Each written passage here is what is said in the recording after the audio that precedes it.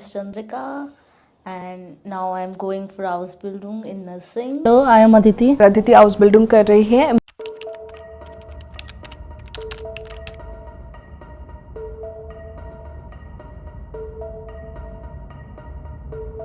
I'm studying electrical engineering and renewable energy. And I'm currently pursuing my Bachelors of Science and Engineering.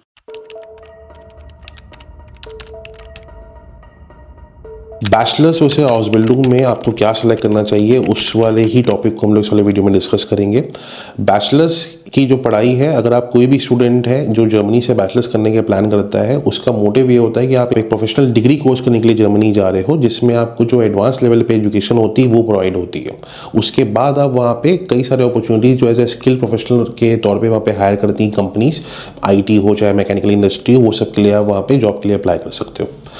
वहीं पे अगर आप आउसबिल्डिंग की बात करते हैं, आउसबिल्डिंग एक पर्टिकुलर स्किल्ड वर्कर के तौर पे आपको स्किल सेट यहाँ पे पढ़ाया जाता है, प्लस आपको काम सिखाया जाता है।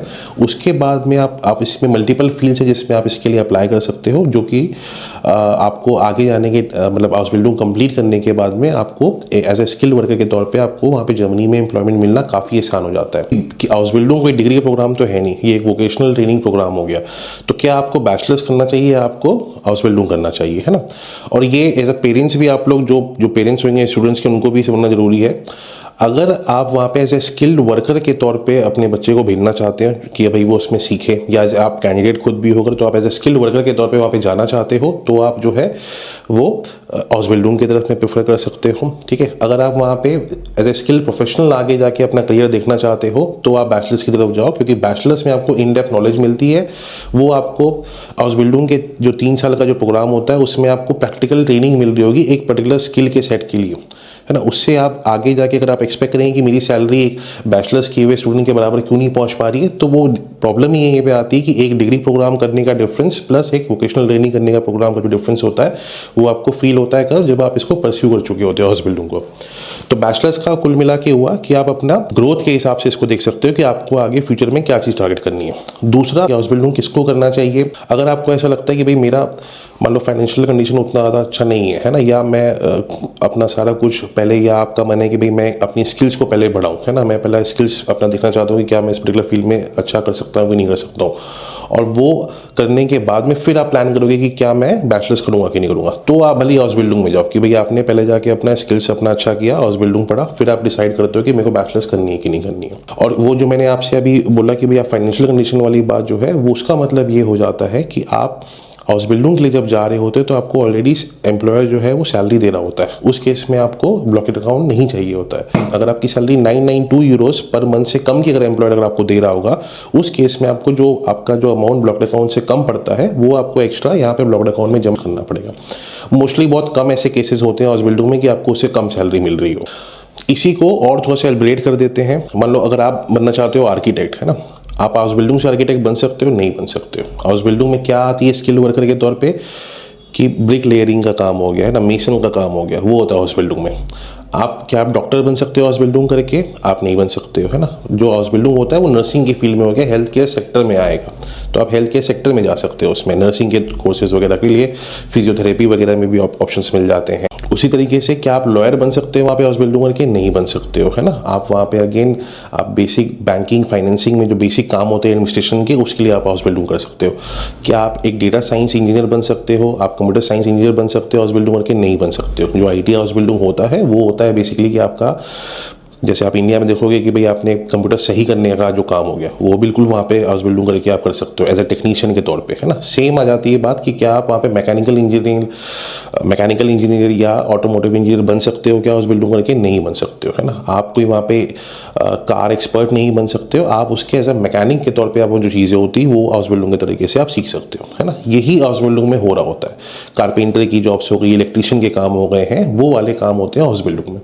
इसका ये मतलब नहीं कि कोई ख़राब काम है ना, सारे ही काम वहाँ पे बहुत रिस्पेक्ट के साथ में देखे जाते हैं और उनको बहुत ज़रूरत है इन चीज़ों की, क्योंकि जर्मनी इन सब मामलों में बहुत मुश्किल उनको है कि वहाँ पे स्किल्ड वर्कर वाकई में बहुत शॉर्टेज है। एक छोटे से छोटा काम भी जर्मनी में अगर आपको बेसिक कुछ अपना लाइट बदलवानी है, कोई शॉर्ट सर्किट हो गया उसके तार बदलवाने हैं, वहाँ पे बंदे ही नहीं मिलते क्योंकि बहुत कमी है। और जो मिलेगा भी वहाँ पे इतना चार्ज कर रहा होता है कि आप सोचते हो कि मैं खुद से इसको कर लेता हूँ, है ना। तो वहाँ पे रिक्वायरमेंट इस चीज़ की काफ़ी ज़्यादा है। ठीक है। तो इसलिए बैचलर्स और हाउसबिल्डिंग का ये डिफरेंस समझना बहुत जरूरी था कि आप वहाँ से स्किल प्रोफेशनल नहीं बन पाओगे, आप स्किल वर्कर के तौर पे अपनी स्किल्स वहाँ पे गेन कर सकते हो। उसमें आपको B2 लैंग्वेज 2025 में हाउसबिल्डिंग में जो भी प्लान कर रहा होगा, आपके मोस्ट ऑफ द केसेस में B2 लैंग्वेज चाहिए होगा। गोएथे का सर्टिफिकेट हो, चाहे आप टेल का सर्टिफिकेट भी प्रोवाइड करते हो, दोनों चल जाएंगे ना। OSD का भी चल जाता है आज के टाइम पे।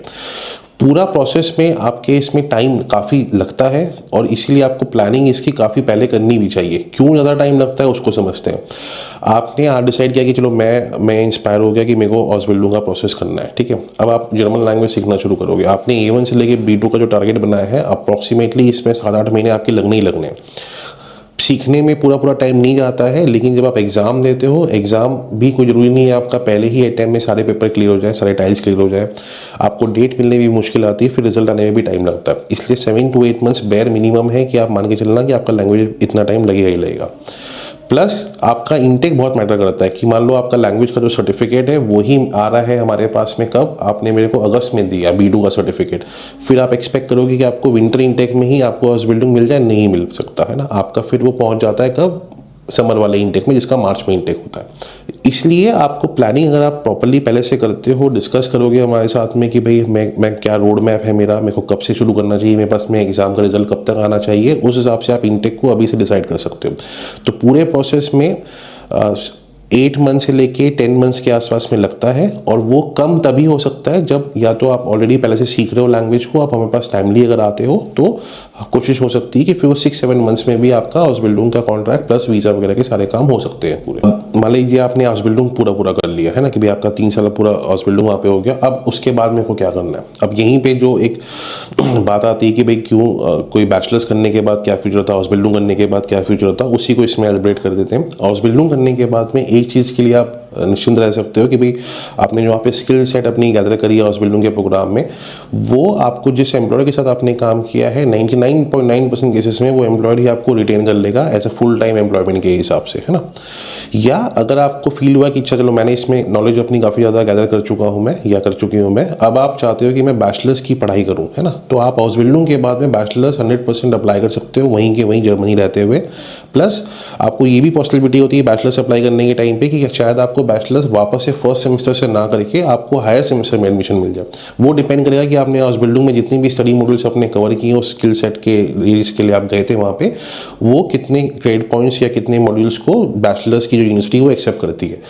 हो सकता है कि आपको 3rd सेमेस्टर में मिल जाए एडमिशन, या आपको 2nd सेमेस्टर में एडमिशन मिले, बट आपको हायर सेमेस्टर में 100% एडमिशन मिल जाता है। तो ये 2 चीज़ें आप प्लान कर सकते हो। आपको एम्प्लॉयर चेंज भी करना है तो भी कोई प्रॉब्लम नहीं है, बिकॉज आपने ऑलरेडी हाउसबिल्डिंग किया है जर्मनी में। आपको इसके रिगार्डिंग ऐसे कई सारे अपॉर्चुनिटीज़ मिल जाएंगी कि चाहे अगर आप छोटे शहर में हाउसबिल्डिंग कर रहे होगे तो आप फिर उसके बाद में बड़े शहर में भी जाके अपना जॉब का फुल टाइम एम्प्लॉयमेंट का अपॉर्चुनिटीज़ देख सकते हो।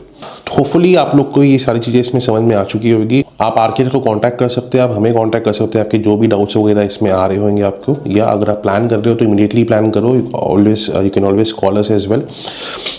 खाली एक लास्ट में फिर से इसको कंक्लूड करते हैं अपने कि अगर आप मोटिवेटेड हैं वाकई में हाउसबिल्डिंग में एक पर्टिकुलर स्किल पे अपने आप को ट्रेन करने के लिए, तो ही हाउसबिल्डिंग का प्रोग्राम आप अप्लाई करें। अगर आप सोचते हैं कि नहीं मेरे को यहाँ पे स्टडी के तौर पे जो है उसी तरीके की मेरे को स्किल्स मिलेगी और मेरा करियर ग्रोथ उसी की तरफ बढ़ेगा, जैसे अगर आप एक इंजीनियरिंग के लिए जाते हो या आप डॉक्टर MBBS के लिए वहाँ पर पढ़ाई करने जाते हो, है ना, वो इसमें आपको नहीं मिल सकता।